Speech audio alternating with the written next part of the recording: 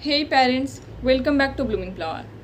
बहुत टेंशन सी होती है ना जब आपको आके लोग बोलते हैं कि आपका बेबी अभी तक डायपर में ही है, आपने उसको सूसू पोटी करना सिखाया ही नहीं। इतना बड़ा हो गया है, अब क्या उसको स्कूल भी डायपर पहना के भेजोगे। बुरा लगता है ना कि कोई भी आपको आके जज कर लेता है कि you are not a good mother, क्योंकि आपने उसको सूसू पोटी करना सिखाया नहीं पाए। मेरी मानो तो इन सब बातों का टेंशन बिल्कुल भी मत लो, क्योंकि बच्चे को सुसु पोटी सिखाना कोई एक रॉकेट साइंस बिल्कुल भी नहीं है।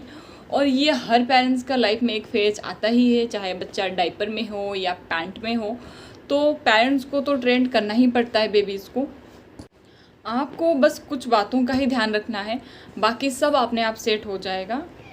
यहाँ पे मैं अपनी एक्सपीरियंस शेयर करने वाली हूँ जो कि आपको बहुत हेल्प करने वाली है। एक रिक्वेस्ट है, हर बारी की तरह प्लीज़ मेरे वीडियो को लाइक कर लीजिएगा अगर आपको वीडियो पसंद आए। चैनल को सब्सक्राइब और शेयर कर लीजिएगा ताकि दूसरे लोगों को भी वीडियो देखने का मौका मिले। हुआ ये था, पीहू का बर्थ टाइम से लेके 1 ईयर तक हमने उसको कम्प्लीटली डायपर में ही रखा था। आफ्टर 1 ईयर हमने सोचा कि अब उसका डायपर छुड़वा के पॉटी सुसु का ट्रेनिंग शुरू कर ही देते हैं। एक जो नॉर्मल फैमिली होते हैं उनको सब कुछ मैनेज करके फिर डायपर में पैसा इन्वेस्ट करना वेस्ट लगता है, तो ये एक पॉइंट है। और दूसरे लोग भी बोलते हैं, तो हमने सोचा कि अब शुरू कर ही देते हैं पॉटी सुसु का ट्रेनिंग। और बिलीव मी, स्टार्टिंग का जो 4-5 दिन थे ना, वो मेरे लिए बहुत ही हार्ड था, बहुत ही टफ़ टाइम था, क्योंकि कपड़ा धो धो के मेरा बहुत बुरा हाल हो जाता था। फिर मैंने नोटिस किया कि पीहू खाने का 1 घंटे बाद हर आधे घंटे में 2 से 3 बार पी करती थी, और भी जो नॉर्मली वो 1 से 1.5 घंटे में पी करती थी। तो नोटिस करने के बाद जब मैं पीहू को टाइम के हिसाब से वॉशरूम लेके जाती थी, फर्स्ट डे में ही मुझे ऑलमोस्ट 70 to 80% अचीवमेंट मिल गई। और वो रेयर ही 20% ही कहीं वो इधर उधर किया होगा, नहीं तो वो फर्स्ट डे में ही टाइम के हिसाब से कर रही थी। आफ्टर 1 वीक वो कम्प्लीटली ट्रेंड हो गई। इवन वो खुद मुझे बोलती थी या सिग्नल देती थी कि मम्मा वो कि मुझे वॉशरूम ले चलो, मुझे वहाँ पे जाना है सुसु करने के लिए। या फिर वो सिग्नल देती थी जस्ट लाइक वो ऐसे ऐसे हो जाती थी, कि हर बच्चों का अलग सिग्नल होता है। जैसे कि प्यू ऐसे ऐसे हो जाती थी तो मैं क्या करती थी, उसको फटाक से पकड़ के भागती थी वॉशरूम की ओर, ताकि वहाँ पे उसको करवा दूँ। अब बात करते हैं पॉटी ट्रेनिंग की। नॉर्मली बच्चे दिन में 1 या 2 बार पॉटी करते हैं। आपको बस ध्यान रखना है, आज उसने जिस टाइम पे किया है तो मोस्टली चांस है कि कल भी उसी टाइम या उसी टाइम के आसपास वो पॉटी करे। और भी पॉटी में भी वो कुछ साइन देते हैं, जस्ट लाइक कुछ बच्चे क्या करते हैं, कोने में खड़े हो जाते हैं और स्टैचू बन जाते हैं, बिल्कुल फोकस्ड रहते हैं, हिलते नहीं हैं, तो वो उनका साइन है। जस्ट लाइक ऐसे रहते हैं कि पॉटी आ रही है। और कुछ बच्चे क्या करते हैं, अजीब सी शक्ल बना देते हैं, जैसे कि कोई प्रेशर लगा रहे हैं, जैसे कि कोई गंदा चीज़ देख ली, जस्ट लाइक इस टाइप का शक्ल बना देते हैं कि उनको पॉटी आ रही है। ये उनका साइन होता है। आपको बस साइन को पकड़ के कुछ दिनों तक आपको ट्रेन करना है बच्चे को।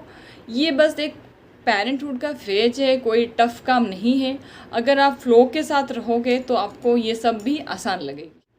कुछ टिप्स है जो आपके काम आएगी, जैसे कि अगर आप सोच रहे हो बच्चे को डायपर फ्री करने के लिए, तो शुरू हमेशा समर में ही कीजिए।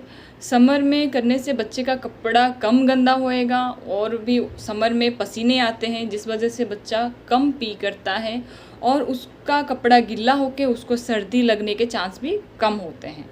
दूसरा है, आप बच्चे को हमेशा दिन में ही ट्रेनिंग शुरू कीजिए।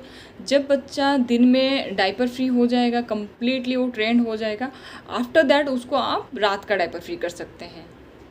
नेक्स्ट है, ट्रेनिंग हमेशा उनके लिए फ़न बनाइए, उनको पॉटी पॉट में बिठाइए जैसे उनको वो पसंद आए, और उनको वो अप्रिशिएट कीजिए। जस्ट लाइक जब पीहू करती थी हम उसको बोलते थे, वाह पीहू ने पॉटी कर दिया, वाह पीहू ने सुसु कर लिया, clap for Pihu, clap for Pihu. तो उससे क्या होता था, उनको ना लगता था कि मैंने कुछ अच्छा किया है। तो नेक्स्ट टाइम भी जब उनको सुसु पॉटी आती है तो वो सीधा आके बोलते हैं हमें वॉशरूम ले चलो, वहाँ पे हम पॉटी पॉट में बैठ के करेंगे। और जब कभी भी आपका बच्चा घर में कहीं पे सुसु पोटी कर देता है या फिर बेड में कर देता है, तो उसको डांटा मत कीजिए, उसको समझाइए, आप शक्ल बनाइए उसको और बोलिए कि यू ये गंदा है, ये गंदा है। ये आप बार बार बोलने से उसको धीरे धीरे समझ आ जाएगी कि ये गंदा है, घर में नहीं करना चाहिए, मुझे वॉशरूम पे जाके करना चाहिए। और आप उसको बोलिए, जब आप जा रहे हो कभी भी सुसु पोटी करने, तो आप उसको बोलिए कि मामा को सुसु आ रही है, मामा कहाँ जाएगी, वॉशरूम पे। मामा को पोटी आ रही है तो मामा जा रही है पोटी करने वॉशरूम। तो उसको समझ आएगा कि मम्मा भी वॉशरूम जा रही है तो मुझे भी वॉशरूम पे ही करना चाहिए। ये बार बार रिपीटेशन करने से बच्चे को धीरे धीरे समझ आ जाती है। बच्चे को लेके ज़्यादा स्ट्रिक्ट ना होइए। अगर वो कभी कभार बेड पे या घर पे सुसु कर लेते हैं तब भी उनको डांटा मत कीजिए, उनको प्यार से समझाइए। अगर आप बार बार समझाओगे तो उनको भी धीरे धीरे समझ आ जाएगी। तो friends, just take it easy. ये कोई टफ़ काम बिल्कुल नहीं है, इसको लेके आप टेंशन मत लीजिए। ये बस एक पेरेंटहुड का एक फेज़ है जो कि टाइम के साथ ये भी मैनेज हो जाएगा। बस इन सारे टिप्स को यूज़ कीजिए, आपका पेरेंटहुड आसान रहेगा। आई होप इस वीडियो से आपको काफ़ी मदद मिली होगी। जाने से पहले प्लीज़ चैनल को लाइक, शेयर और सब्सक्राइब करके ही जाइएगा। Thanks for watching blooming flower.